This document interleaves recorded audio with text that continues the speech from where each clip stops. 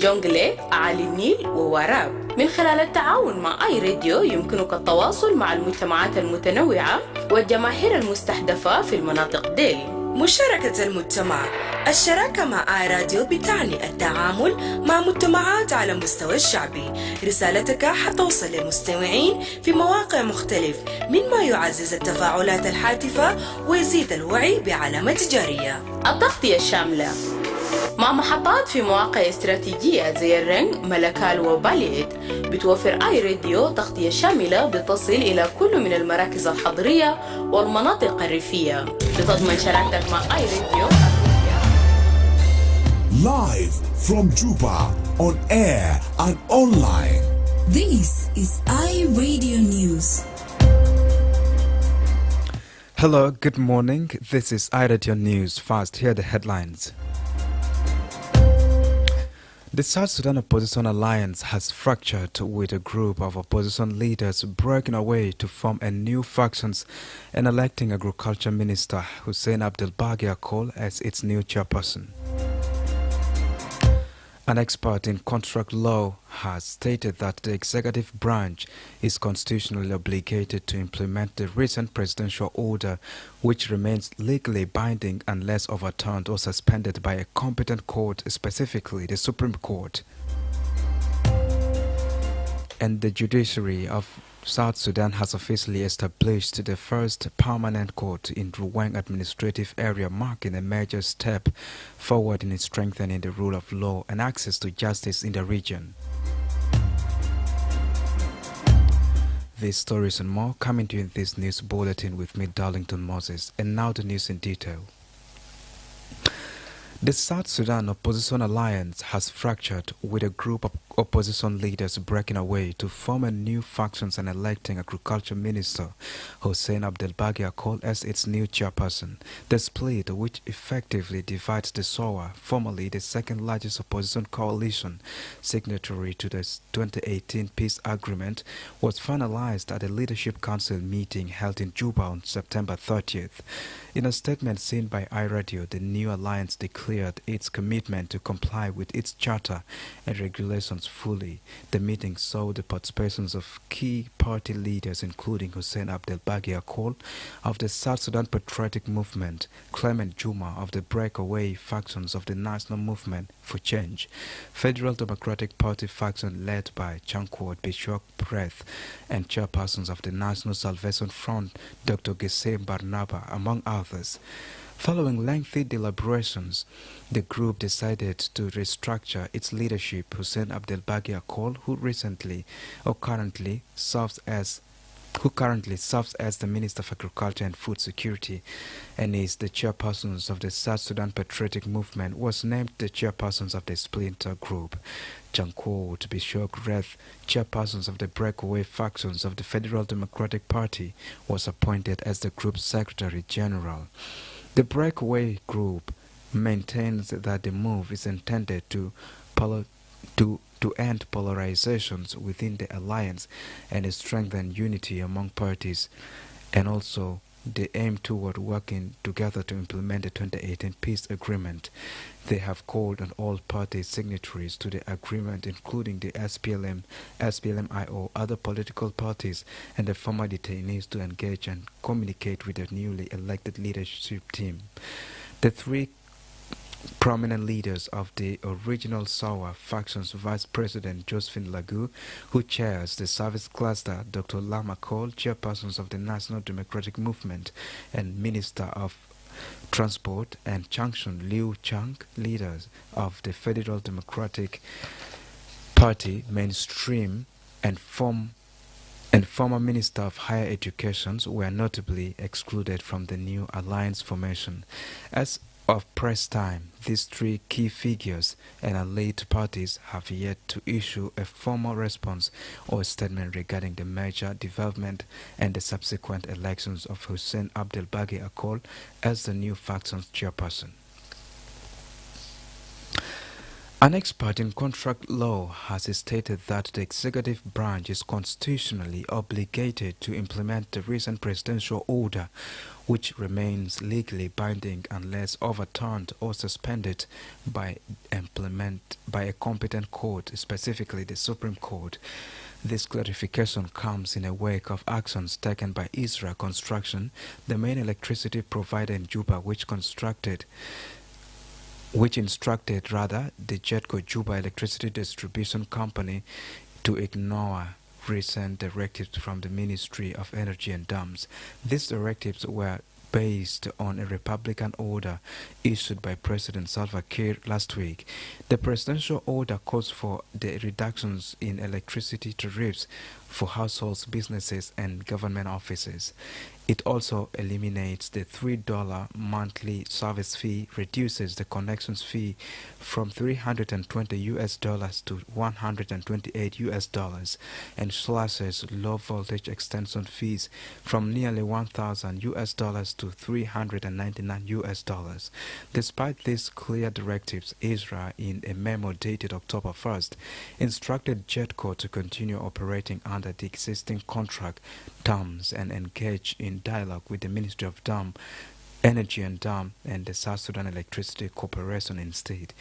Advocate Matluak Aguer has weighed it on growing dispute between Israel Construction and the government, emphasizing that the presidential order is not arbitrary.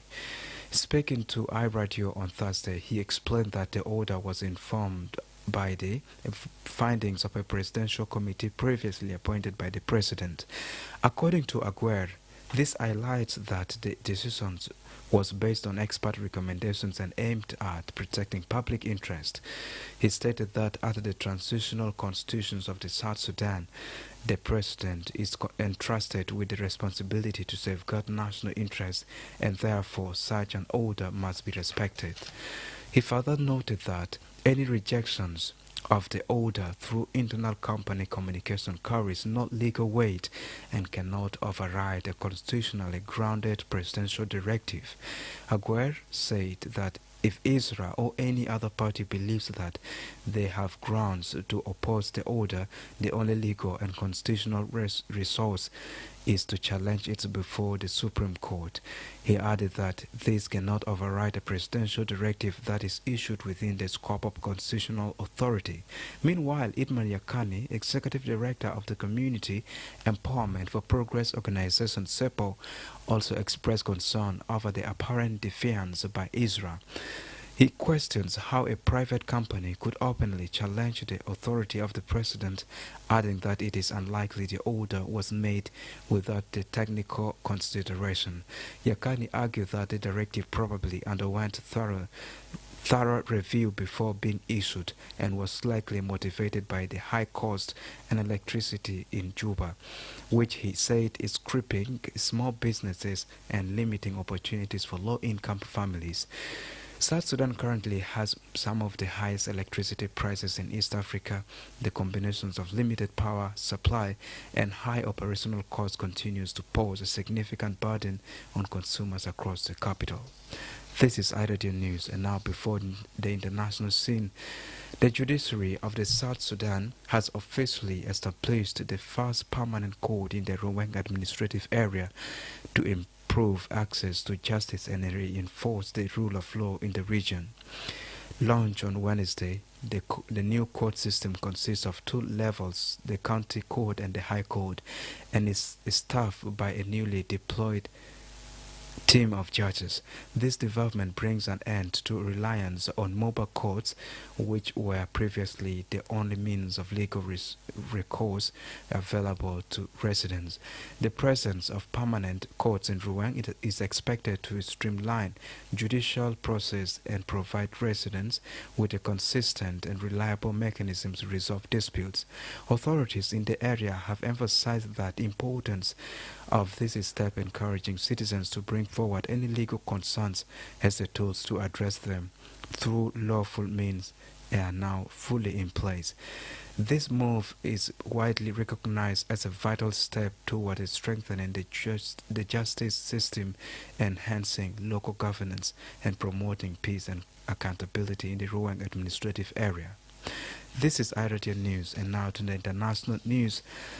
At least 2 people have been killed in Morocco after police opened fire to prevent protesters from storming a police station in Akile, near the coastal city of Agadir, state media says.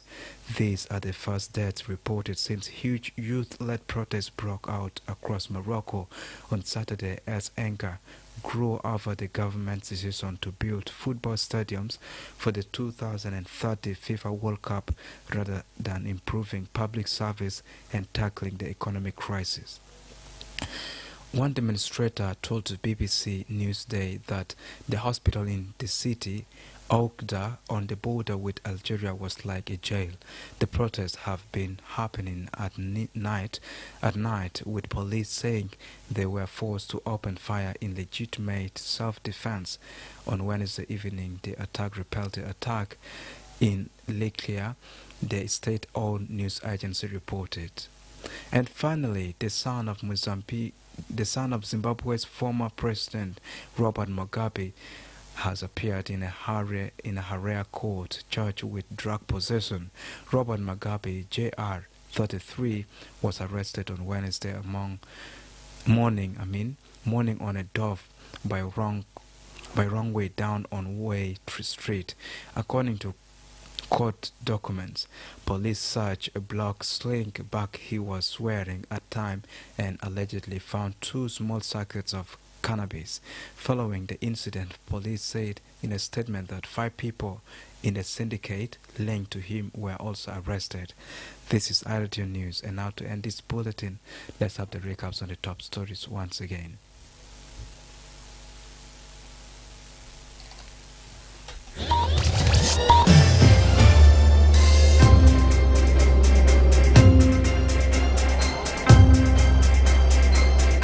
The South Sudan Opposition Alliance has fractured, with a group of opposition leaders breaking away to form a new factions and electing Agriculture Minister Hussein Abdelbaki Akile as its new chairperson.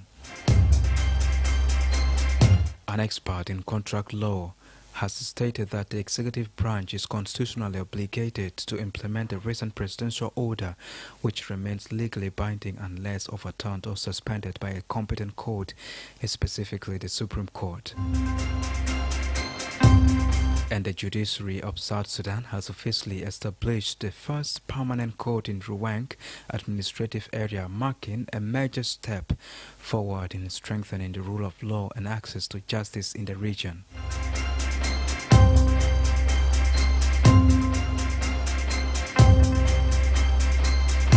That's the end of iRadio Morning News. If there's a story or an event you'd like iRadio to cover or report about, please send us a text message on +211 925 287 870. It's also a WhatsApp number. Follow us on X at iRadio Juba, like our Facebook page, iRadio Sport currently. Subscribe to our YouTube channel at iRadio South Sudan. You can also visit our website and listen to us online at www.iradio.org. Stay tuned for news in Arabic at top of the hour. I am Darlington Moses. Thanks for listening.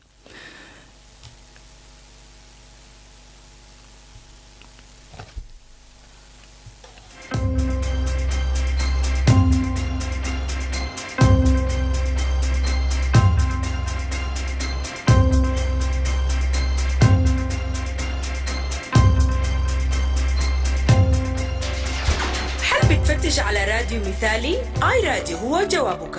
ليه تختار آي راديو؟ في 5 الأسباب المغنادل.